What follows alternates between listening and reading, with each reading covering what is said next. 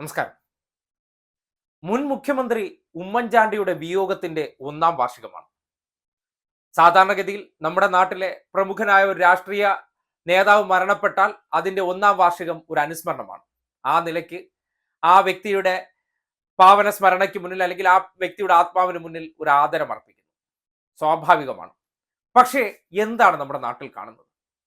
ആ വ്യക്തിയോടുള്ള സകല ബഹുമാനവും നിലനിർത്തിക്കൊണ്ട് ചില കാര്യങ്ങൾ പറയാതിരിക്കാൻ നിവർത്തിയില്ല. കാര്യം, മരണപ്പെട്ട ഒരു വ്യക്തിയെ ആക്ഷേപിക്കേണ്ട കാര്യമില്ല. പക്ഷേ ഈ ഒഴുക്കിനനുസരിച്ച് മീൻ പിടിക്കുന്നു എന്ന് നമ്മുടെ നാട്ടിൽ പറയും. അതായത് ആൾക്കൂട്ടത്തിനനുസരിച്ച് വാർത്താ കച്ചവടം നടത്തുക, ആൾക്കൂട്ടത്തെ കണ്ടുകൊണ്ട് രാഷ്ട്രീയ കച്ചവടം നടത്തുക. ആ രണ്ട് കാര്യങ്ങളാണ് ഇപ്പോൾ നമ്മൾ പുറത്ത് കാണുന്നത്. അതായത് ഉമ്മൻചാണ്ടി എന്ന വ്യക്തിയുടെ വിയോഗത്തെ തുടർന്ന് അദ്ദേഹത്തിന്റെ അന്ത്യനാളുകളെടുത്ത് പരിശോധിച്ചു കഴിഞ്ഞാൽ, അല്ലെങ്കിൽ 2021 തെരഞ്ഞെടുപ്പ് കഴിഞ്ഞതിന് ശേഷം എന്തായിരുന്നു കേരള രാഷ്ട്രീയത്തിൽ ഉമ്മൻചാണ്ടി എന്ന് പറഞ്ഞാൽ തീർത്തും അപ്രസക്തനായിരുന്നു. 2016 തന്നെ അദ്ദേഹം അപ്രസക്തനായി. അദ്ദേഹത്തിന് പ്രധാനപ്പെട്ട ഒരു പദവികളും നൽകിയിട്ടില്ല. പ്രതിപക്ഷ നേതാവ് ഉൾപ്പെടെയുള്ള ഒരു പദവി നൽകാതെ കോൺഗ്രസ് നേതാക്കന്മാർ തന്നെ ചരട് വലിച്ച് മൂലയിലേക്ക് ഒതുക്കിയ നേതാവ്. അതിനുശേഷം 2022 തെരഞ്ഞെടുപ്പിൽ വിജയിക്കുന്നു. പിന്നീട് അദ്ദേഹത്തിന് ജർമ്മനിയിലൊക്കെ ചികിത്സയ്ക്ക് പോകുമ്പോഴാണ് അദ്ദേഹം, അതായത് 1.5 വർഷത്തിന് ശേഷമാണ് ആരോഗ്യസ്ഥിതി മോശമാവുകയും പിന്നീട് പെട്ടെന്ന് അദ്ദേഹത്തിന്റെ വിയോഗം ഉണ്ടാകുന്നത്. അതുവരെ ഉമ്മൻചാണ്ടി എന്ന രാഷ്ട്രീയ നേതാവിന് കേരളത്തിന്റെ രാഷ്ട്രീയ ഇടങ്ങളിൽ എന്ത് വാല്യൂ ഉണ്ടായിരുന്നു, അല്ലെങ്കിൽ എന്ത് ഇടമുണ്ടായിരുന്നു? ഒരിടവുമില്ലായിരുന്നു.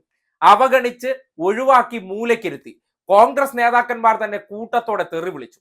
ആ ഒരു വ്യക്തി, അദ്ദേഹത്തിന്റെ വിയോഗമുണ്ടായ സന്ദർഭത്തിൽ വലിയ ആൾക്കൂട്ടം ഉണ്ടായി. ആ ആൾക്കൂട്ടത്തെ കണ്ടുകൊണ്ട് അദ്ദേഹം പെട്ടെന്ന് പുണ്യാളനായി മാറുകയാണ്. ആ പുണ്യാളനെ മുൻനിർത്തി രാഷ്ട്രീയ കച്ചവടം, ഇന്നലകളിൽ ക്ലിപ്പ് തേടിപ്പോയവർ, അതാണ് ഏറ്റവും പരിഹാസ്യമായിട്ടുള്ള കാര്യം.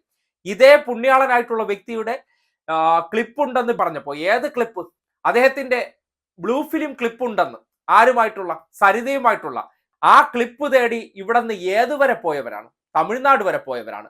ആ തമിഴ്നാട് വരെ പോയി ഒരു കായം കവർ എടുത്തതിന് ശേഷം ഇളഭ്യരായി തിരിച്ചു വന്ന മാപ്രകൾ ഇപ്പോൾ ഇന്നത്തെ ദിവസം ആ വ്യക്തിയെ ഉയർത്തിക്കാട്ടിക്കൊണ്ട് ഇതൊക്കെ കാട്ടിക്കൂട്ടുന്നത് പേക്കൂത്തും നാടകവുമല്ലേ? അതായത് കച്ചവടത്തിന് നല്ല സ്കോപ്പ് ഉണ്ട്. അതുകൊണ്ട് ഇന്നത്തെ ദിവസം അതിനെ ഉപയോഗപ്പെടുത്തിക്കൊണ്ട് മാക്സിമം നമുക്ക് വ്യൂവർഷിപ്പ് ഉണ്ടാക്കാം, നമുക്ക് പണം കൊയ്യാം.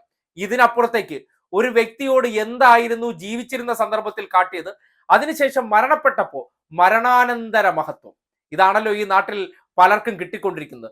ജീവിച്ചിരിക്കുമ്പോൾ അവർക്ക് കൊടുക്കാത്ത വാല്യൂ, മരണപ്പെട്ട് കഴിയുമ്പോൾ അവരുടെ പിന്നിൽ ഒരു ജനക്കൂട്ടം ഉണ്ടെന്ന് കണ്ടാൽ ആ ജനക്കൂട്ടത്തെ ഉപയോഗപ്പെടുത്തിക്കൊണ്ട് നമുക്ക് രാഷ്ട്രീയമായിട്ടുള്ള നേട്ടമുണ്ടാക്കാം, ഒപ്പം വ്യൂവർഷിപ്പിലൂടെ നല്ല ചിക്കിലി ഉണ്ടാക്കാം.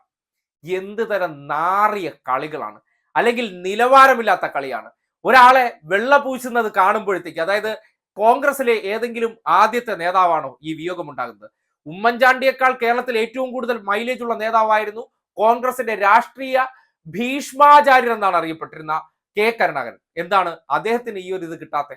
അന്നത്തെ കാലഘട്ടത്തിൽ, ഈ ഡിജിറ്റൽ കാലഘട്ടമായതുകൊണ്ടാണ് ഇതിനെ സംബന്ധിച്ച് ലൈവുകൾ വരുമ്പോൾ സ്വാഭാവികമായിട്ടും ഉമ്മൻചാണ്ടിയുടെ, അത് ഇനിയിപ്പോൾ ഉള്ള ഏത് നേതാവിന്റെ കാലഘട്ടത്തിൽ ഉണ്ടാകാൻ പോകുന്ന കാര്യം തന്നെയാണ്, ഒരു സംശയവുമില്ല.